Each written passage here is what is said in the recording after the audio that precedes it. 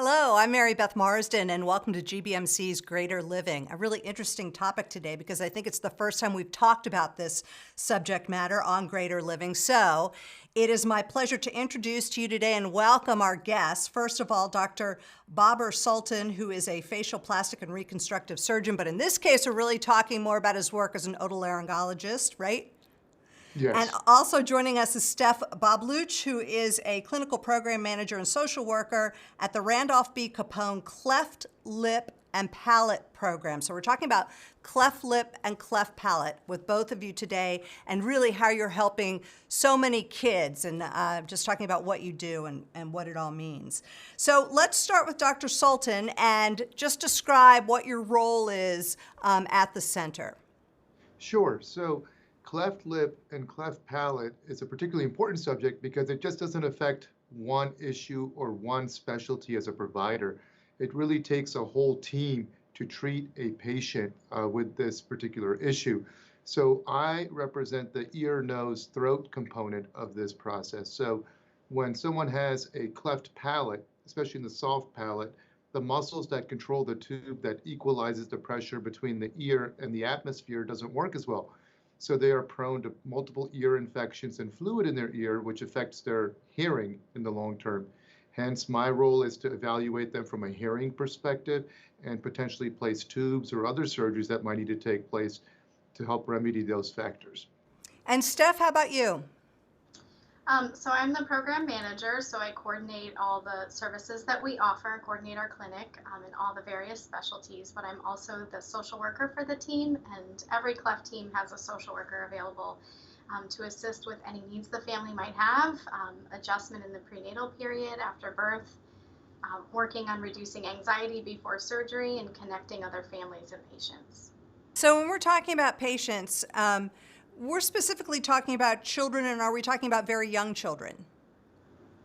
So we see patients all the way from the prenatal stage all the way through adulthood. So we have patients of all age ranges. Typically, we see our infant and toddler patients more frequently as a team, and as kids get older, then they might be seen for follow-up with us about every couple of years. And Dr. You refer- Sultan, I'm sorry, let's just broadly discuss what is a cleft palate and cleft lip, and is it the same thing? No. So they can either be independent of each other, concurrent, partial, complete, and incomplete. And to your previous question, it kind of goes hand in hand with this one. We're fortunate in the United States that when a child is born, they get a formal examination in the nursery to evaluate for one of these or all of these issues. So we're able to pick it up sooner than other countries potentially in that situation. We're always trying to improve our pickup rate at birth so we can provide the early interventions that need to take place. So the cleft lip refers to this area. The palate is the hard portion inside our mouth and also includes the soft portion in the back of our mouth. Each of those provide different symptoms for the patients and then different care that's involved afterwards. And what exactly happens there? Is there a separation? Yeah, so it's an embryologic issue, and in the fusion plane, that does not take place. So it can occur in different ways, whereas it's a unilateral where one half of the lip is separated. It can be bilateral where both portions of the lip are separated. And also the same with the palate and the soft palate. It can be complete or incomplete. It has to do with embryologic planes there. Is so slight that it's not picked up right away? Correct. Something like a submucous cleft may not be picked up right away, and you may notice symptoms thereafter. And then that's when a pediatrician may refer the patient to our cleft team for evaluation of this issue. Which is why, one way, I guess, where you get many ages of individuals who would come in with issues. And Absolutely. I'm curious too, can you see it on a sonogram in some cases? Yes, absolutely. So that's where our prenatal screening comes in. They can have a suspicion, meaning you can never be 100% sure, but there can be a suspicion that we're seeing this. And that's been a huge change for us that we know about this beforehand so that the surgeons that are performing the future cleft lip or cleft palate surgery can counsel the patients as to what to expect. I can counsel the patients as to why the newborn hearing screen is so important and why I may be involved in their care with regards to placing tubes in the future and such. Speech, nutrition, all those people can be involved in guiding that so it's not a huge surprise at birth and overwhelming. Steph, I would imagine that when you first meet a family or an individual who is dealing with this issue and needs help, that you have a lot of optimism to give them about what is available and how much help is available. It sounds like we can do a lot, right? We really can, and that's such a great way to phrase it. We do anticipate wonderful outcomes for all of our kids, and parents find out about this diagnosis at different stages. Sometimes it's prenatally during an ultrasound, sometimes it's right at the time of birth, or sometimes it's slightly after birth. So we see those diagnoses come at all different stages, and there's different levels of emotions at all those different times. But our team is wonderful and available, and we schedule the patient as soon as possible with the team to meet all of our providers. Or if a baby is born right here at GBMC, they will meet many of our team members right at the bedside before they go home and have that support immediately. Yeah, and Steph, can you talk just a little bit more about the members of the team specifically, who exactly is involved, and how long do you stay with a particular family or a patient? Mm-hmm. So we do stay with patients. Again, if we find out about a diagnosis prenatally, we stay with the patient all the way from birth until that child is an adult. So we follow all patients birth through adulthood. And like I mentioned before, as our patients get a little older and might not need as much follow-up, we're seeing them about every other year. And our team is composed of specialists from all different areas that would need to be involved in the child's care with a cleft lip or a cleft palate. So again, ENT, facial plastic surgery, oral maxillofacial surgery, genetics, nutrition, speech and feeding, pediatric dentistry, orthodontics. And we also have adjunct child life to help families prepare for hospital stays and surgeries, and pediatric psychology and audiology. Saw a picture of a lot of the people who are involved, and I know from being around people at GBMC for a long time that a lot of these patients really become like family there and success stories, and they are so willing to talk about how far they've come in giving hope to newly diagnosed individuals. Yes, we have the most wonderful patients, and I would definitely call them family, and it's really truly a joy for all of us to be able to follow a lot of these families all the way from infancy through, I've been here 8 years, so I've seen kids get all the way through the 3rd grade, and it's really amazing. And a lot of our families then turn around and give back to the team and want to volunteer and be involved and see us continue to grow and reach out to other families that were, now there where they were in the past. Talk about some of those opportunities, but first, Dr. Sultan, in speaking with you and what you do, I think this is really eye-opening for a lot of people, because I think when we think about a cleft palate or a cleft lip, we think about it as reconstructive type surgery needed or how it looks aesthetically. But you bring up this whole other world that's really, dare I say, more important, really, to the functioning of an individual, and it all has to do with their hearing and how that all how one thing can happen in the mouth can affect everything else that's going on in the head. That's a great point. Like when a layperson may look at a child with a cleft palate and such, they may look at it as a cosmetic issue, but what we're looking at is all of a sudden the nose is communicating with the mouth. There's no partition. That affects them in their feeding and such. And for me particularly, when you get further back, the musculature that controls the eustachian tube is affected, and the child is basically underwater with fluid behind their ears. And when you don't have hearing during those formative early months, it affects your speech development. It can also cause chronic ear issues. So it's very important to have that early intervention and guidance for that patient. So I represent one component of it, but as Stephanie mentioned, we also have feeding and nutrition, which is a huge portion of it. So the aesthetic component is definitely one part, but the other parts, like you said, affect the child's life in major significant ways. And you, by trade and by what you do as a career, you do perform reconstructive surgery in other cases, but in this case you sort of challenge yourself and this expertise that you have in otolaryngology to help in this way, and that you find is very rewarding. For sure. So otolaryngology is a really diverse field, and I've subspecialized, and I have a private practice where I'm primarily doing aesthetic surgeries in adults. and I can also do reconstruction. So for me, it's nice to take that hat off and come over here and use my otolaryngology background and work with children. I find it really gratifying to make those relationships. It's fun to just, like Stephanie said, to become a part of your family as well. So it's fun to see their growth and the longitudinal aspect. So I do it because I really enjoy it, and I enjoy being with the children and their families. And speaking of growth, have you seen just a lot of improvement over the years as to how we deal with cleft palate, cleft lip? And I'm going to put this out for both of you. So I'll just say, as much as we make a commitment to the patient makes a commitment to us. So they want to be invested and follow through in all these interventions. So one thing that's really helped out our team, and she's going to be humble about it, is Stephanie. The role that she plays is super, super important. We can have all the expertise in the world, but if the patient doesn't make it to us, isn't motivated to follow through on our interventions, none of this stuff is going to matter.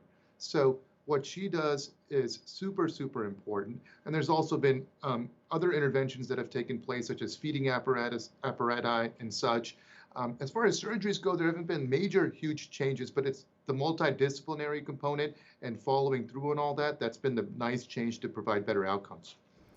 And Steph, I know that this is a multidisciplinary approach, and you follow your individuals, your patients, for their lifetime or as long as they participate in your program. How do you work with, let's say, schools or the pediatrician to sort of, how do you bring them in? Because they're kind of outside from GBMC, but they're so important to the growth of that child. Yes, that's such a good question and a good point. So we communicate with every child's pediatrician. So every time we see a child or an adult, we'll communicate with their primary care provider. When we see someone for a clinic visit, we ensure those notes go directly to the pediatrician or the primary care provider. If there are any issues or the patient needs significant follow-up or care management in terms of coordinating a lot of appointments, I will work directly with the pediatrician to make it as easy as possible on the family. And in terms of schools, I really enjoy working with schools. When our patients get school-aged, oftentimes I am in communication with either the school counselor or the school social worker, especially if one of our patients has an IEP. And myself and our team speech pathologists are available to make sure that kids are getting what they need through their IEP and work with the school if needed. Yeah, and for those who don't know, the IEP is the Individualized Education Plan. And it often helps make sure that any child with any type of special needs gets what they need in school. Correct. Yes, thank you for clarifying. Yeah, sure. It's common for I'm an IEP mother, so I know it well. But a lot of people who haven't been exposed to it wouldn't know what we're talking about. But it's very common, very helpful for students in the school system. So, and if they're having speech issues, that can affect them their whole lives, and so it's good to have that support. I know that the clinic or the program has just recently been named the Randolph B. Capone Cleft Lip and Palate Program, and a lot of people might not be familiar with it. Do you want to talk about that? Sure. Dr. Randy Capone was one of our founding surgeons. The team has been in existence about 18 years now. He was a facial plastic surgeon and also an ENT. And working with GBMC and philanthropy and some amazing donors, we were able to reach a fundraising goal to have an endowment that supports patient care and patient outcomes and patient support. And then we renamed our clinic in honor of Dr. Capone.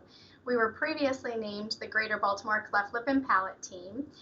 We're still in the same exact location here at GBMC, but now we are renamed in honor of Dr. Capone. Dr. Sultan, I would imagine that when you're working with a patient, you're obviously working with the parents as well. How much homework is there once you kind of set in motion what therapies need to happen and what needs to happen to help that child? It's a great question. As you mentioned, over the last 8 years, as Stephanie's been a part of our team, we've gone just from treating GBMC patients to patients all over Maryland or other states as well. So the homework comes in explaining the importance of the intervention that needs to take place, the timeliness of the intervention, and having them either find a provider nearby that can provide that intervention, or having them understand the importance of coming this great distance to GBMC for that to take place, from my perspective, from the otolaryngology side. I'm curious, for a parent who might be watching and maybe their child has speech issues or some kind of issue that no one's really been able to put their finger on. And I don't know if you ever see individuals like this, but are there things that can happen with a cleft palate in some way that a pediatrician may miss or that no one has been able to diagnose and it takes a while to kind of figure it out? Certainly, like we were talking about, there's some things like a submucous cleft, which isn't readily visible that can take place. And but to your point about speech, in young children, often when they have speech delay and such, it's often important to evaluate their hearing because if you can't hear well, it can affect your speech as well. So sometimes in those situations, we may be able to capture a patient that's having chronic eustachian tube dysfunction, and we look and we go, oh, they might have a submucous cleft or this issue going on. But it's rare in the States to have someone that has a real cleft palate or not to be caught early on. Yeah, and I know that you didn't want to talk internationally because I think we've all kind of seen the stories of doctors who travel to other countries and they perform surgeries. And you had stated, as we were talking prior to doing the interview, that in some countries it's caught later.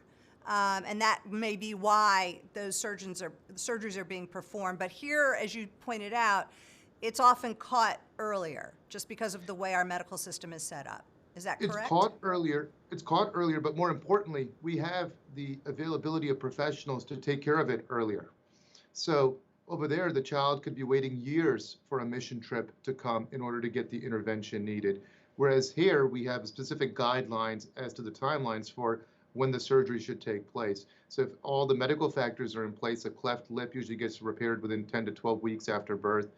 A palate is between 11 months to a year to get repaired. And there's like a sequential timeline for all the different surgeries that take place. But we're so fortunate to have the resources and the professionals available here.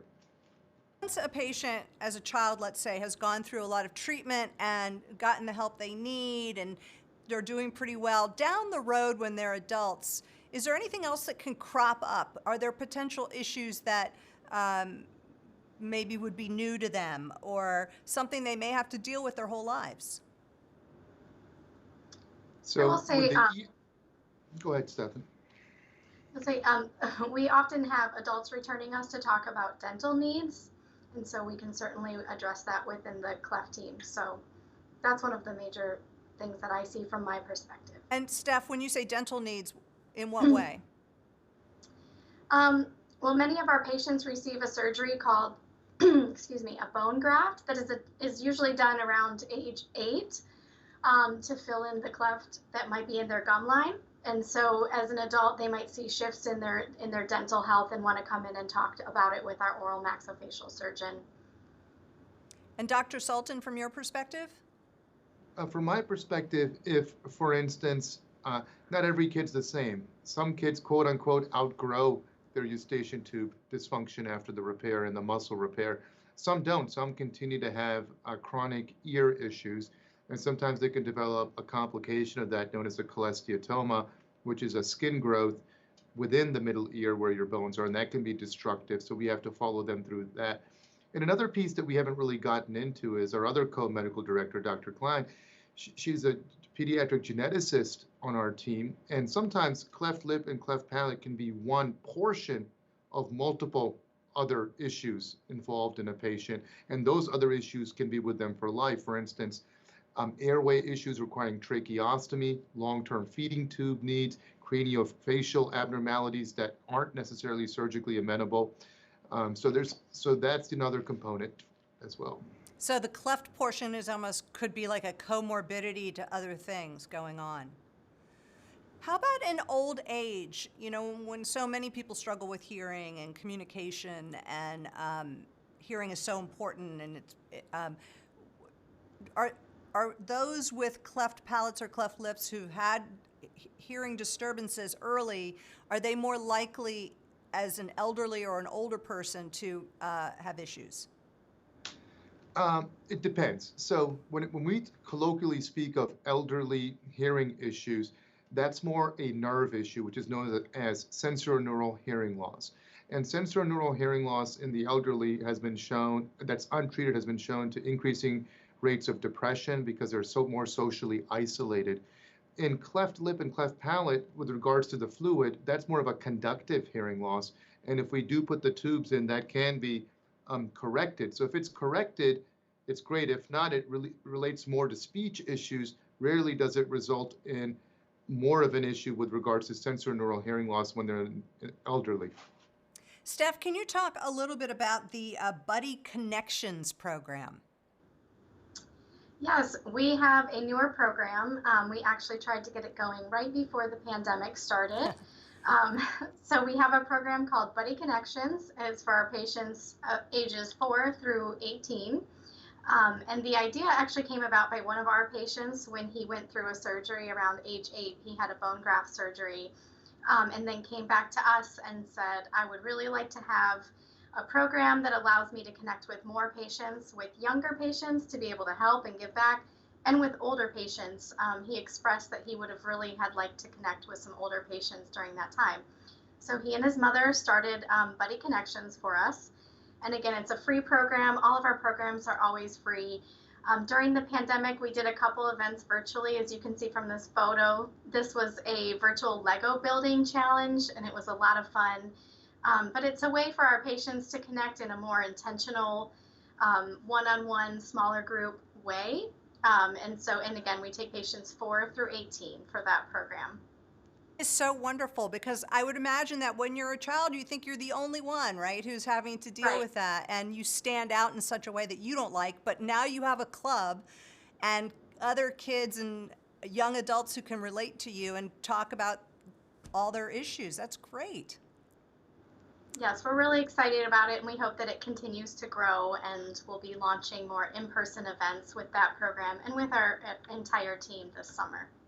And who's more equipped to answer this question, but I'm curious, over the pandemic, especially early on, was this difficult for the cleft program, the cleft lip, cleft palate program? Did these types of interventions have to be delayed, or how did you deal with that? It was difficult in different regards. We did have to delay some surgeries for a time. I know some of our families can relate to that. Thankfully, it wasn't as long as it could have been. But like Dr. Sultan said, we adhere to a specific treatment timeline when it comes to our surgeries. Like many medical institutions as well, there were no visitors allowed for a time. So one caregiver, one parent was allowed at cleft team appointments. We had to minimize the amount of patients we could see. We did start video visits, and those are still available, but that presented its own challenge as well, because we obviously cannot look inside a child's ears or their mouth very well or do a hearing test over video. And we obviously had to move our in-person support programming to virtual, but some of that did actually go very well, and we do plan to continue doing some of our events virtually. Yeah, it's amazing how we've figured out a little bit how we can use both. But Dr. Sultan, I mean, technology is amazing how it allowed doctors to still connect with their patients. But I would imagine, as Steph was saying, you need to see yours. Is that right? Such a great point. For me, it's a false sense of connection. I can't do anything Yeah. virtually. So, meaning it's easy. Let's say you're a mom or a dad and you have 4 kids and you're working from home. It's so much easier to do the video visit, and it feels like you are, trying to do the best with juggling all these balls in the air. But unfortunately, you can miss very important things in that regard. And sometimes it was a necessity during COVID, but the in-person visit has so many important things as far as evaluation and treatment go. Steph, when I see pictures of those kids from the Buddy Connections group, working on the Lego project together, and I think this is a great opportunity for members of the community to see that picture and feel they would like to somehow help, get involved, donate. Is there a way for them to find out more? Of course. People in the community are always welcome to connect with me directly. I'm sure my information will be on the screen. I do take direct inquiries about that. GBMC also has a wonderful volunteer services program, so we do have some formal volunteers that have been through the orientation here at the hospital So they're able to work with us on clinic days or outside of clinic. For example, we have a parent volunteer that is running Buddy Connections. It was her son's idea to do it, and they've taken on that program. So, and you can always donate through the philanthropy department here at GBMC as well to go directly to our program. And Dr. Sultan, is there anything you would like to add about what you do and what it means to this community? Well, I just think it's such a wonderful resource we have. The more the people know about it, the less they will feel alone. The more they will feel that their child is well taken care of, and the better outcomes we can have. And it's just wonderful and an honor. It's a wonderful thing, and it's an honor to be a part of it. Well, Dr. Sultan, thank you so much for being with us. Steph Babluch, thank you so much for joining us as well and really introducing us, for those of us who didn't know about it, the program that you have for children and adults who are dealing with a cleft lip and cleft palate. Thank you. Thank you. And thank you for joining us.